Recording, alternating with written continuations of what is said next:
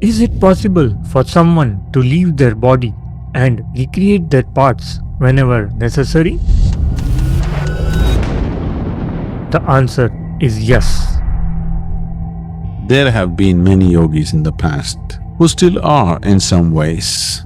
They retain the subtlest part of their body intact and just let it be. Whenever they feel it's necessary, they are capable of recreating their old bodies. This is called as nirmanakayas. Maybe this is 100 years later, 1000 years later, whatever number of years, because number of years is not at all the issue.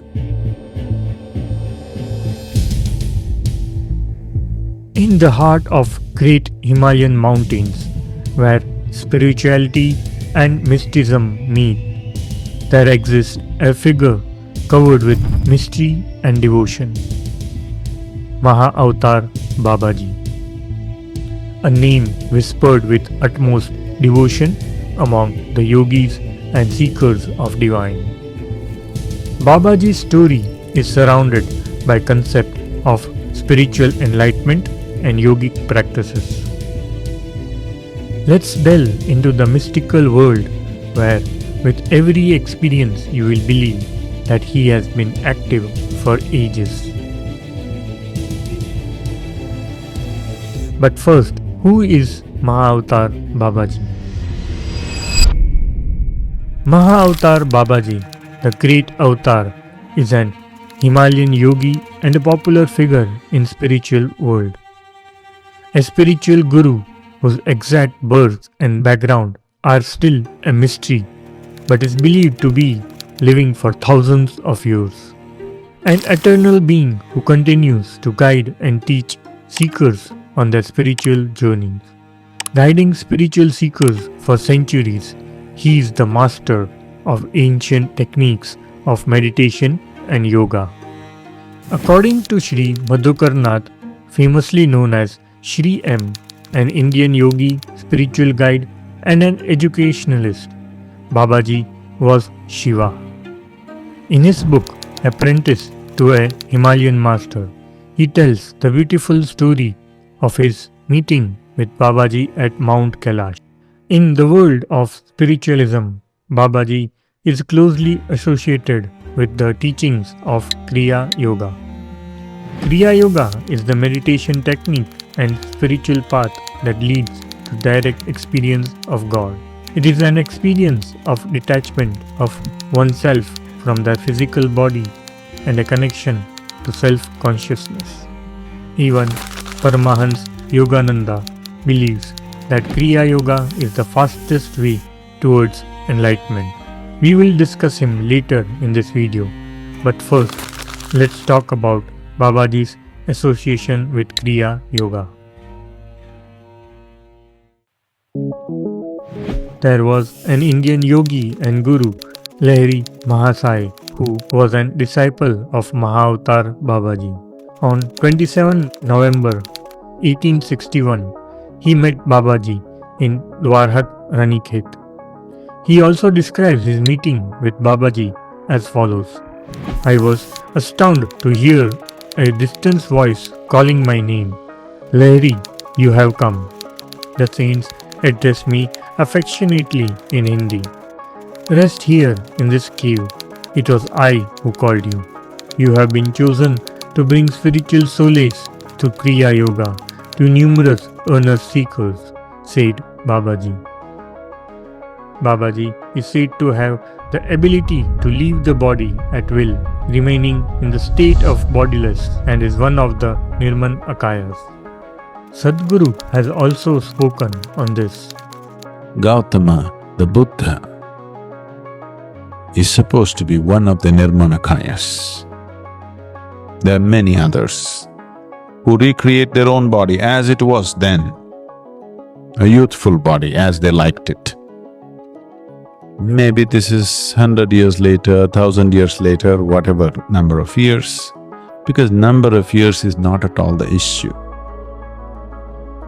What you call as time is, for this body, one kind of time, for another body, another kind of time, isn't it? See, for your body, 10 years means this much, 20 years means that much, 30 years means this much, 70 years means that much. It's like this. Further, in 1946, Paramhansa Yogananda, one of modern India's greatest yogis, revealed in his classic Autobiography of a Yogi the existence of Christ-like saint and immortal yogi, Mahavatar Babaji. Before Paramhansa Yogananda left for America in 1920, Babaji came to Yoganandaji's home in Calcutta, said to him, "Follow the behest of your Guru and go to America. Fear not, you shall be protected.